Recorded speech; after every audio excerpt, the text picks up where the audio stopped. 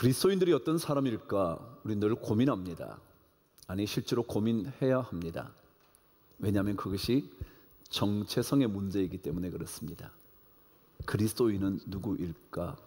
여러분과 제가 그리스도를 믿는다고 말할 때 그 그리스도인은 어떤 사람일까? 오늘 말씀을 통해서 제가 그리스도인은 어떤 사람일까를 만일 설명한다면 이렇게 말할 수 있을 것 같습니다. 그리스도인은 죄를 깨닫는 사람이다. 이렇게 말을 드리고 싶습니다. 좀 더 정확하게 말하면 죄가 죄인 줄 아는 사람이 그리스도인이다. 말씀을 드릴 수 있을 것 같습니다. 왜냐고요? 세상 사람들은요, 죄가 죄라고 생각하지 않을 때가 많거든요. 분명히 죄임에도 불구하고 드러나지 않았기 때문에, 발각되지 않았기 때문에, 아무런 문제가 없었기 때문에 죄가 아니라고 생각하는 거예요. 그런데 그리스도인들은 죄가 죄인 것을 자꾸 깨닫게 되는 겁니다. 남들은 죄가 아니라고 말하는데 나는 자꾸 그것이 하나님 앞에서 죄임을 깨닫게 되어 하나님 앞에서 어쩔 줄을 모르는 겁니다. 발각되지 않았음에도 불구하고, 들키지 않았음에도 불구하고, 아무도 보지 못했는데도 불구하고 그것이 자꾸 죄라는 생각이 드는 겁니다. 세상 사람들은 죄의 심각성을 모릅니다. 아니, 알려고 하지도 않습니다. 아니, 가볍게 생각합니다. 까짓 건 벌금 좀 내면 되지. 그래서 벌금 냈기 때문에 모든 것이 해결됐다고 생각합니다. 그래서 죄가 죄 아닌 줄 알고 자꾸 살아갑니다. 그래서 걸리지 않은 무죄, 들키지 않은 죄 없음을 강조하는 거죠. 근데 여러분 어떠세요? 정말 들키지 않으면 죄 아닌가요? 발각되지 않았기 때문에 죄가 없다고 말할 수 진짜 있는 걸까요? 여러분, 바리새인과 세리의 기도를 아마 기억하시고 계실 것 같습니다. 바리새인의 기도와 전혀 다른 세리의 기도를 기억하실 텐데 그 기도는 그랬습니다. 그는 하나님이 계시는 하늘, 보이지도 않는데 그 하늘을 향하여 감히 얼굴조차 들 수 없이 자신의 죄를 가슴을 치며 깨닫습니다. 인식한 거죠. 나는 죄인이라고. 그런데 여러분 또 한번 생각해 보십시오. 그 당시 세리들은 백성들의 혈세를 착취했던 사람이라 평가받아서 모든 사람에게 손가락질을 받는 사람들이었습니다.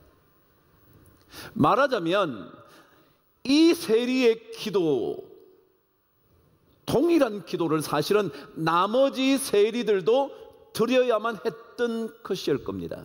그런데 만일 이런 기도를 드리지 않고 있다 해서 나머지 세리들은 죄가 없는 것일까요?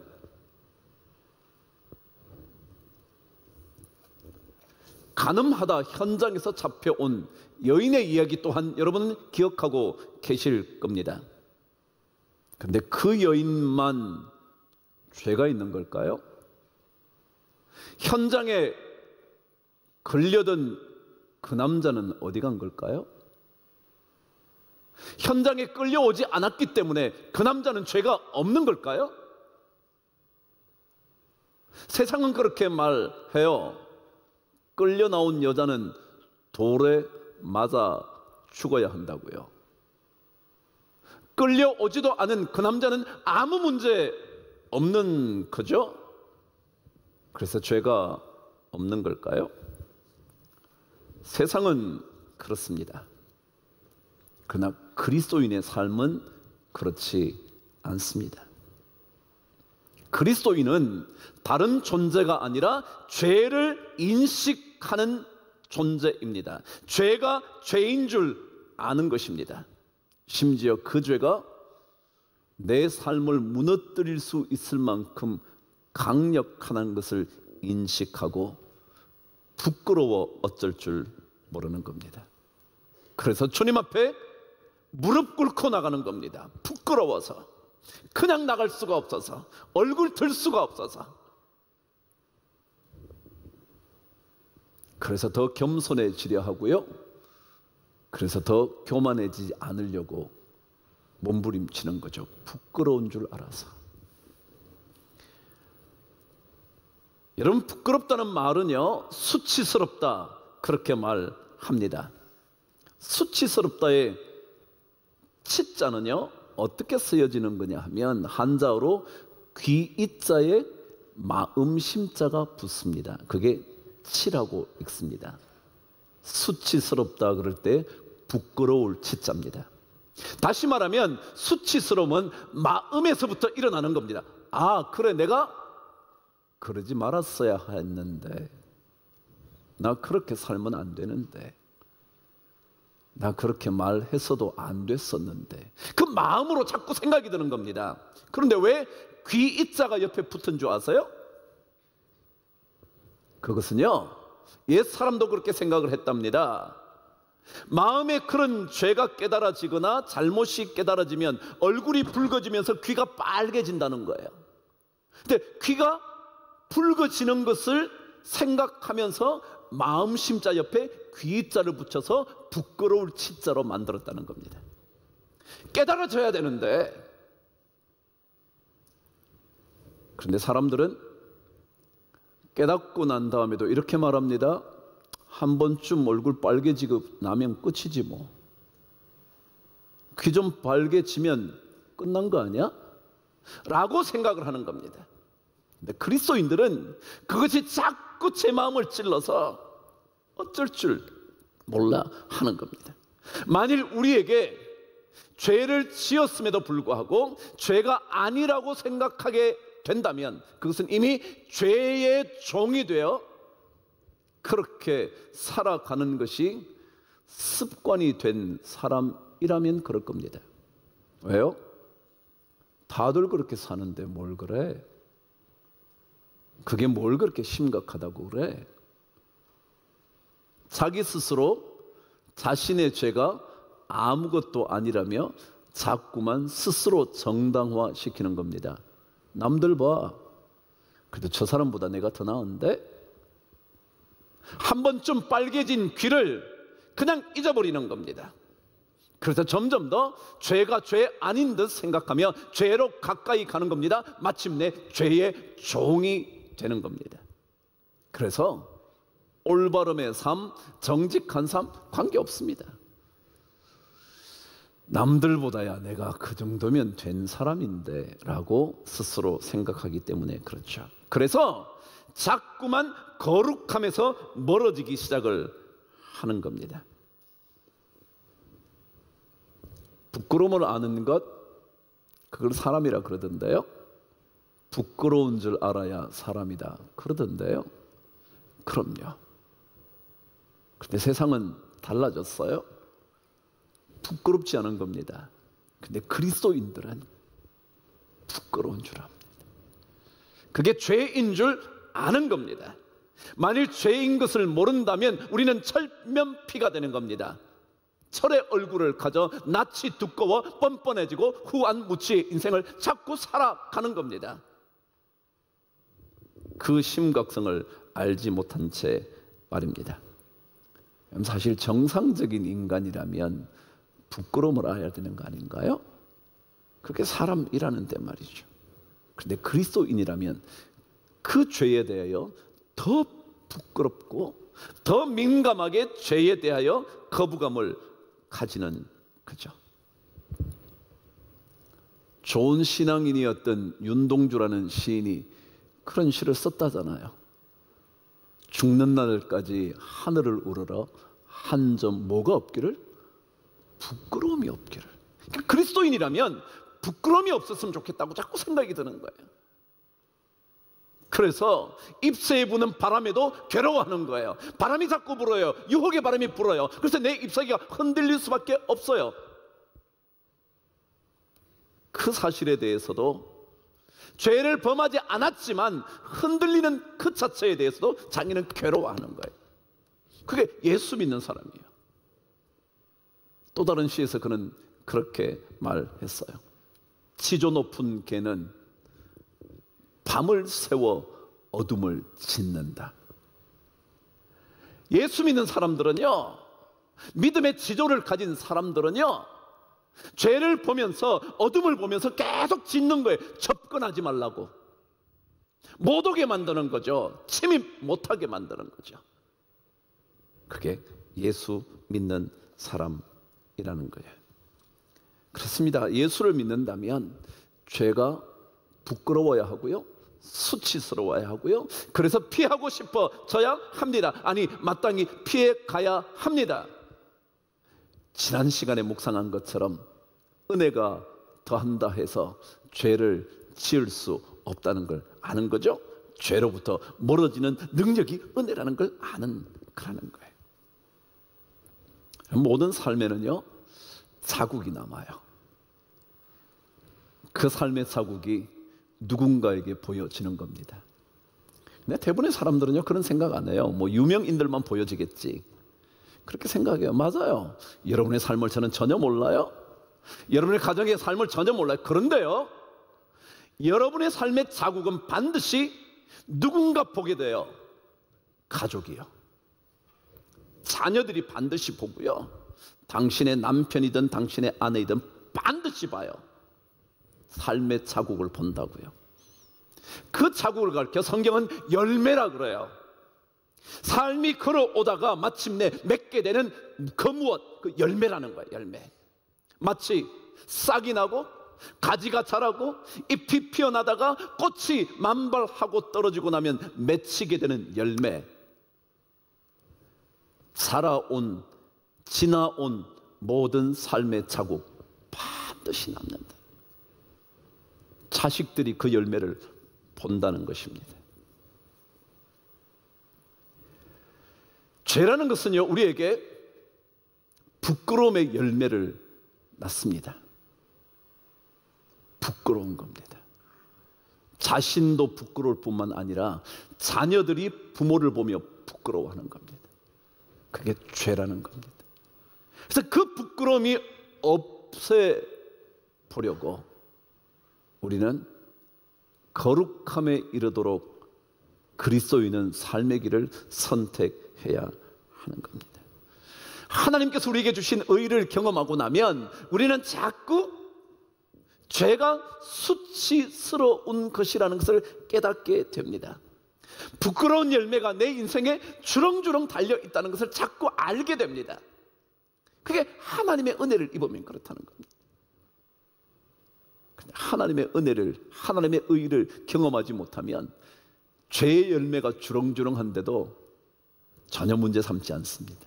나보다 더 맺고 있는 사람들이 있다는 거죠. 나는 그게 비하면 양반이라는 겁니다. 그게 우리 세상의 삶입니다. 그런데 사실은 오늘 성경은 이 부끄러움이라는 죄의 자국인, 죄의 결과인 이 열매, 부끄러움의 열매가 그것으로 그치지 않는다는데 죄의 심각성이 있다, 그 얘기입니다. 자, 죄를 지으면 우리 부끄럽다는 거예요. 근데 부끄럽지 않은 것, 뭐 가진 거라고 말하는 것이 이게 부끄러움 정도, 한번 귀가 붉어지고 말면 되는 그런 문제가 아니라 더 심각하다는 겁니다. 그게 오늘 저와 함께 21절 읽어 보실까요? 시작. 너희가 그때에 무슨 열매를 얻었느냐? 이제는 너희가 그 일을 부끄러워하나니 이는 그 마지막이 죽음이어서. 사람들은요, 죄에 대하여 심각하게 생각하지 않아요. 그 결과가 사망이라고 생각조차 하지 않아요. 그래서 오늘 성경 23절은 죄의 삭슨 사망이다 그러는 겁니다. 여러분 한번 그냥 생각해 보시죠. 죄라는 게 뭘 그렇게 심각해? 그렇지 몰라요? 제가 한번 이렇게 얘기해 볼게요. 옆 사람이 잘 되는 거 여러분 이렇게 시기심이 좀 있나요? 있죠. 근데 사실 별로 관계없는 사람이 잘 되는 건 별로 시기심이 없어요. 근데 자기 동료, 가까운 사람, 그 누군가 약간은 경쟁의 관계에 있는 사람이 잘 되면 진짜 싫어. 아닌가요? 다행이고요. 이라면 인간이 그런 거잖아요. 정말 같이 시작했는데 누구는 되고요, 누구는 안 되고요. 그럼 괜히 시기심이 발동하는 거예요. 그리고 원망심이 자꾸 생기는 거예요. 근데 이게 여러분 죄일까요, 아닐까요? 성경은 이것이 육신의 일, 죄의 일이라고 말해요. 근데 여러분 정말 이것이 심각할까요? 민수기 16장에는요 이런 얘기 하나가 기록되어 있어요. 민수기 16장은 이스라엘 백성들이 드디어 광야 생활을 거의 끝을 내고 드디어 가나안 땅 입성 점령을 정복을 앞두고 정탐꾼을 보내어 보고를 받은 뒤에 곧 이어진 이야기가 16장이에요. 그러니까 이제 정복을 해야 되는 겁니다. 정복을 앞두고 눈앞에 두고 있는 가나안 땅에 바로 전 단계에 이런 일 기록되어 있습니다. 그게 민수기 16장인데요. 거기에는 이렇습니다. 갑자기 고라, 레위 자손 중에 고라라는 사람과 르우벤 자손 중에 다단과 아비람이라는 사람이 반기를 들고 이랬습니다. 누구에게 드냐면 모세와 아론에게. 당신들만 리더냐고. 우리는 매일 끌려다니기만 해야 되냐고. 당신 때문에 우리는 광야에서 거의 죽을 고생하며 여기까지 왔다고. 그럼에도 불구하고 당신은 여전히 그 자리에 있냐고. 시기한 겁니다. 왜냐하면 성경은 그들과 함께 뜻을 합한 사람이 우두머리들이었다 그래요. 250명 사람들이 전부 다 우두머리가 모세와 아론에게 말하면 당신만 스스로 높이냐? 당신만 스스로 왕이 되려고 하냐? 시기심이 난 겁니다. 그리고 원망을 하는 겁니다. 자, 여러분 이게 문제일까요? 뭐 그럴 수 있잖아요. 그 사람이 계속 리더가 되면 기분 나쁜 거잖아요. 야, 나도 좀 리더 좀 해보자, 야. 그러지 않냐고요. 근데 이게 문제가 있냐고요. 죄냐고요. 그게 진짜 심각하냐고요. 근데 하나님은요, 그것이 심각하다고 보셨어요. 그래서 명령을 내리시는 거예요. 향료에 불을 담아 그곳에 향을 집어넣고 전부 다 내 앞으로 나오라고. 모세, 아론, 그리고 고라, 다단, 아비람, 그와 함께한 250명 다 오라고. 그럼 하나님이 말씀하십니다. 그 250명 고라, 그리고 다단, 아비람 근처에 떠나라. 근데 떠나지 않은 사람은 그들과 함께 땅이 갈라져 삼킴을 당하는 죽임을 당합니다. 이 얘기는 뭐냐 하면요, 우리의 간단한 시기심, 질투심, 원망이요, 심각한 결과가 있다는 거예요. 사망이라는 거예요. 그랬더니 에이 목사님 그건 뭐 성경에 나온 얘기니까 그렇지. 여러분 제가 한번 얘기해 드릴까요? 데이트 폭력에 대해 들어보셨어요? 들어보셨나요? 데이트 폭력이 뭔데요? 두 사람이 사랑했어요. 근데 한 사람이 그만 관계 끊자 그랬어요. 끊었어요. 억울하고 질투심이 나고 다른 여자를 만나는 것이, 다른 남자를 만나는 것이 화가 나서 질투심에 불타서 마침내 어떻게 하던가요? 가만히 놔둔가요? 아니요. 심각한 경우는 상대방을 죽여요. 그게 신문에 나오는 거 아니에요? 그럼 제가 그냥 얘기해 볼게요. 질투심이라는 거, 시기심 아무것도 아닌가요? 아니요. 어쩌면 그것이 조금만 심각해지면요, 죽음에 이르게 할 수도 있어요. 성경은 말해요. 죄의 삭선이요, 죄의 열매는요, 그 마지막이 사망이에요. 그래서 죄를 아무렇지도 않게 생각하면 안 된다는 거죠. 부끄러움의 인생, 이것은요 제가 부드럽게 하려고 적은 것뿐이지 진짜 사망으로 가게 되는 삶이 된다라는 거예요. 그래서 그리스도인들은 죄가 죄인 것을 깨닫고 그 죄의 문제를 해결하려고 하나님의 은혜, 하나님의 은사가 필요하다고 생각하고 주님 앞에 나가는 거예요. 그래서 우리에게는 하나님께 가까이 가는 게 중요해요. 하나님께 나아가지 않고는 우리는 죄를 죄라 생각하지 않아요. 죄의 심각성을 고민하지 않아요. 죄의 마지막 결과인 사망을 아무렇지도 않게 생각해요. 나에게는 안 올 거라 생각하는 거죠. 근데 그렇지 않아요. 반드시 와요. 그래서 그리스도인들은 하나님께 거룩함에 이르는 길로 나아가는 거죠. 성경글에서 죄의 삭선 사망이요 하나님의 은사, 하나님의 선물, 하나님의 은혜는 그리스도 예수 안에 있는 영원한 생명이니라.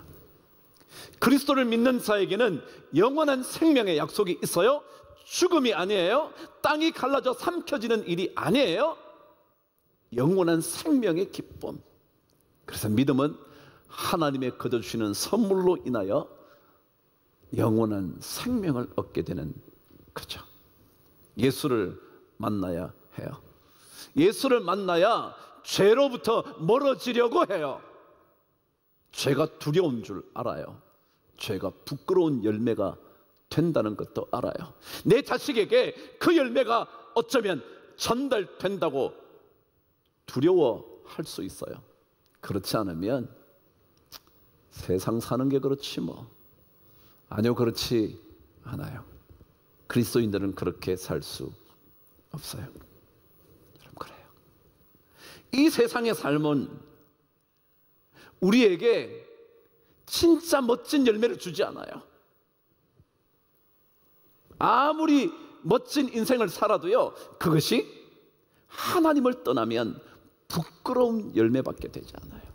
그리고 마침내 그것이 사망이라는 종말을 맞이하게 되죠. 그래서 우리 모든 인간에게 필요한 것은 하나님의 은사, 하나님의 은혜, 영원한 생명으로 이끄는 그 은혜가 필요한 거예요. 그래서 우리는 거기에 매달려 살아야 돼요. 우리나라에 죽이라는 음식의 대표적인 기업이 있어요. 기억나시는 게 있나요? 이 본죽이요, 죽업계를 사로잡았어요. 전국에 1700여 개의 가맹점이 있대요. 여러분, 1700개 별거 아닐 것 같죠? 전국에요 100개 이상 가맹점을 가지는 게 쉽지 않답니다.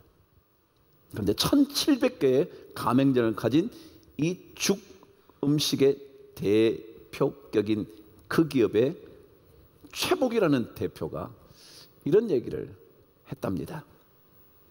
1700개니까 더 기업을 늘려야 되겠죠? 누구나 그렇지 않겠어요? 그래서 혹시 어떤 비전이나 꿈이 있으신가요? 그렇게 물었다죠. 그때 그 최복이 대표가 신실한 하나님의 사람인데 이렇게 대답을 했다네요. 제게는 꿈이나 비전보다 더 중요한 게 있습니다.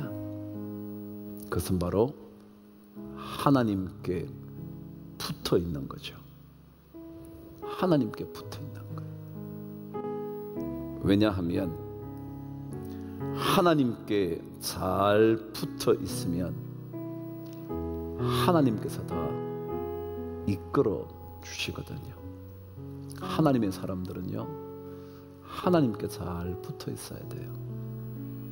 그렇지 않으면 우리는 순식간에 죄악에 빠져들 뿐만 아니라 죄악에 빠져 있어도 죄 아니라 생각하면서 우리는 부끄러운 열매를 자꾸 맺게 되거든요. 우리 모든 성도님들이 우리가 정말 주님의 은혜를 받아 죄에 대하여 민감해지면서 거룩함에 이르는 열매를 맺어가는 멋진 신앙인 되기를 주의 이름으로 축복합니다.